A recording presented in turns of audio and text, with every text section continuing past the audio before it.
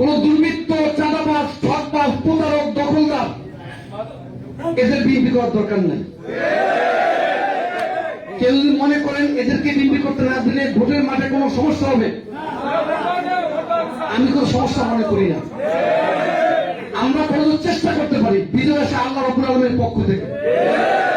আমি আপনাকে বিজয় করতে পারবো না, আপনি আমাকে বিজয় করতে পারবেন না যদি আল্লাহ আমার তকদিরে না লিখে রাখেন। কিন্তু এরকমের টাউট পাটপাট থেকে আমরা জায়গা দেবো না ইনশাআল্লাহ। এই কথা পছন্দ করে যদি কেউ রাজনীতি করতে চায় সে করতে পারে। আর যদি কেউ মনে করে যে না আমাকেই বলছে রুস্তম নয়ন, তাহলে হ্যাঁ আপনাকেই বলছি। দয়া করে বিএনপি রাজনীতি করার দরকার নেই। পরে বলবেন যে আপনাকে আমি খামাকা খাটাইছি, খাটানোর দরকার নেই, এখন 2.5 মাস আছে, আজকে থেকে আপনারা কেটে পড়েন। কতদিন রাজনীতি করতে পারবো জানি না, যদি আল্লাহ তৌফিক দান করে যে কদিন করবো ভালোভাবে করার জন্য আসছি আমি ইনশাআল্লাহ। আর কেউ যদি মনে করে সিন্ডিকেট করবে, জিম্মি করবে,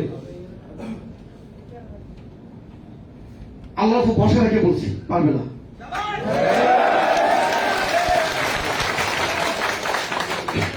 যাই হোক, একটা নির্দেশনা রয়েছে, সেটা হচ্ছে নির্বাচনী প্রচার যে অফিস, আপনার একটা বাজারে একটা অফিস করবেন।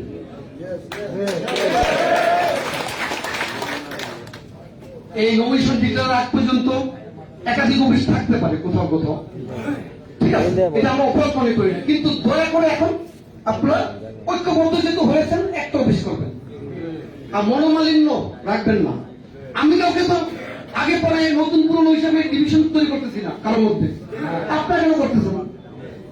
রাগটা আমার বেশি থাকার কথা ছিল, আমার তো কোনো রাগ নেই আপনাদের প্রতি, বরং আপনাদের প্রতি আমার ভালোবাসা রয়েছে, কৃতজ্ঞতা রয়েছে যে আপনার নমিনেশন ডিক্লেয়ারের পরে সাথে সাথে ঐক্যবদ্ধ হয়েছে, মানে আপনার পার্টির প্রতি অঙ্গীকার করতে আপনারা। আপনাদেরকে ধন্যবাদ দেওয়া উচিত আমার। আরেকটি কথা, নির্বাচনের অফিসটা জোর করে নেবেন না।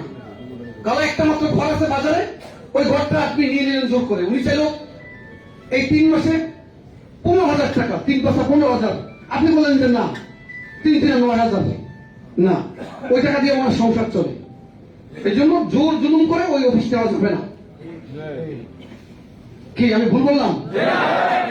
তাহলে আমরা অফিস করবো একটা, এবং অফিস আমরা আন্ডারস্ট্যান্ডিং এর মাধ্যমে নিব, মানে সমঝোতার মাধ্যমে নিব, কাউকে না ঠকিয়ে নিব।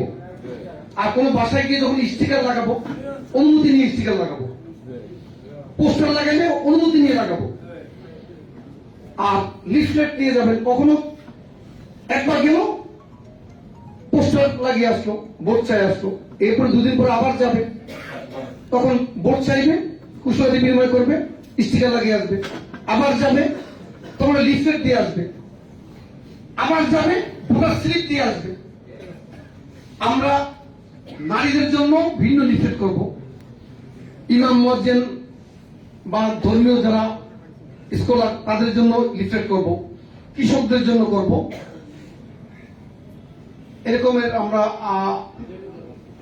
এরকমের আমরা কয়েক ধরনের লিফলেট করব, যাই হোক পেশাজীবীর জন্য করব। তো এগুলো আপনারা যখন যাবেন তখন সব ধরনের লিফলেট রাখবেন। যখন শুনবেন যে যদি একজন শিক্ষক, হ্যাঁ ওখানে তখন আমরা ওই লিফলেটটা দিব। নারীদের উদ্দেশ্যে বাসার ভিতরে নারীদের জন্য লিফলেট ওটা পাঠাবো। এভাবে আমরা প্রত্যেক ভোটারের কাছে আমরা আমাদের বার্তা পৌঁছাবো এবং ভোট প্রার্থনা করব, যাতে কোনো ভোটার এই কথা বলতে না পারে যে অমুক দল আমাদের কাছে ইতিমধ্যে 5 বার এসেছে, কিন্তু ধানের শীষের পক্ষ থেকে একজন মানুষও আমার কাছে এসে ভোট চায়নি, যাতে এই ক্ষোভটা তাদের মধ্যে না থাকে।